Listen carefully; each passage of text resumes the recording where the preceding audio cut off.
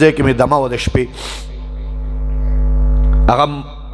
ناظم صاحب ته وایي زه متمم صاحب ته هغه ناظم صاحب په تمه کړی و چې رالم د نیمې شپې مولوي صاحب ستا انتظار مونږ کوو دننه ورننوتو شپې د شپې چې ورننوتم ناوخته و نو د تهجد پرې وخت کې زموږ حافظان صاحبان د واړه راپاسي که نه حفظ والا ماشومان په دې باندې قرآن یادوي نو تهجد ټیم او د قرآن د تلاوت د اواز د دې ماشومانو ما واورېد لکه مې ځان ته وویل چې فیاض الکریمه ته هم ډېر په دې غونډه صوبه کې چغې وې ته دې وړو ته وګوره که نه لکه د بلبلانو د نیمې شپې لګیا دي خپل الله یادوي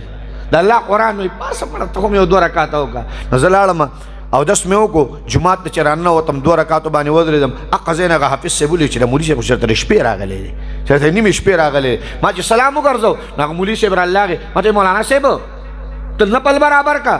او زه له یو پیاله چای پخوم ما چې په نیمه شپه باندې یو پیاله چای سړي ته میلاویږي دا خو برکت هی برکت دی یار تهجد په ټیم کې چای میلاویږي نو زه نپل چې برابر کړل هغه چای ځان ته دا تیاروله ما ته زه د طالبانو مخې ته کېناستم وړه کې مې دا و چې خدایه دا ستا قرآن لولي زه به لاسونه پورته کړم چې د دې خاطره الله ما ته معافي وکړي دا د الله قرآن لولي نیمه شپه ده تهجد ټیم دی الله اخري اسمان دقه ځای نو زه هغه ځای کې ماړه دا و زه به دعا د الله نه وغواړم ما به الله تعالی معافي راته وکړي نو هلته ناست نو یو ماشوم مخې ته کېناست دا اخري سپاره د حافظان چې کم دی نو پرې ماشومانو باندې په ډومبي زر یادي پته نه پرې فلسفه زه اوسه پورې نه یم پوهه چې د اخري سپاره څنګه ډوم اخري پې یادي دا په اخري یادي پته نه دوی تلي راتلي چې تختې کې پاتې کېږي که نه نو تلل کوي نو دا یادوله نو ماشوم نه 9 کالو ماشوم لګیا دی اذا زلزلت الارض زلزالها واخرجت الارض اثقالها وقال الانسان ما لها چې دې ځای ته به راغی نو دې وړوکي له به خوب ورغی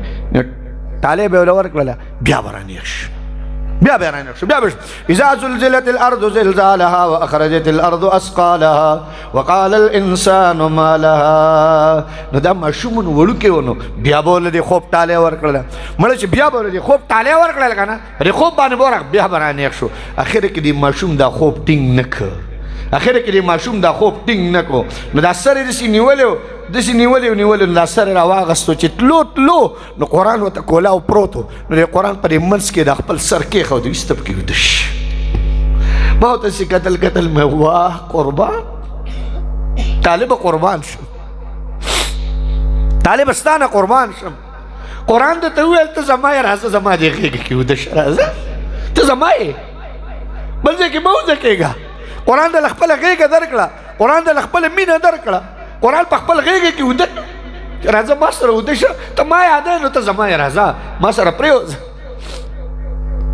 د سرې ښودی دی قرآن کې دقه شان قرآن ته کولاو د سرې ښودی وده دی نو زه ورپاسېدم چې ورپاسېدم ماشوم دی چې را بیدار شي نو چې رالم پر یو اوږه مې ورته لاس کېښود نو هغه چوټ ټوپ کړو چې قاري صاحب راغی اوس به مې وایي اوس به راله ګزار راکړي مې بچي وامرې نه دا تندی لږ را دې خوښې چې زه ښکل کړم چې کوم تندي قرآن ولا صاحب چې د کوم تندي سره قرآن مینه وکړله او په خپله غېږه کې یې کېښودو لږ دا تندی ښکلو ما ته به د دې د خاطره الله معافي کړي ته راته وایې دا ووایه راته په ایمان باندې چې دا طالب د نیمې شپې وایي یا الله زما پلار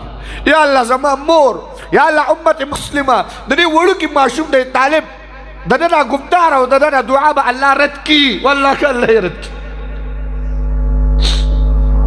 موږ څه پېژنو طالب څه شی دی موږ یې دردو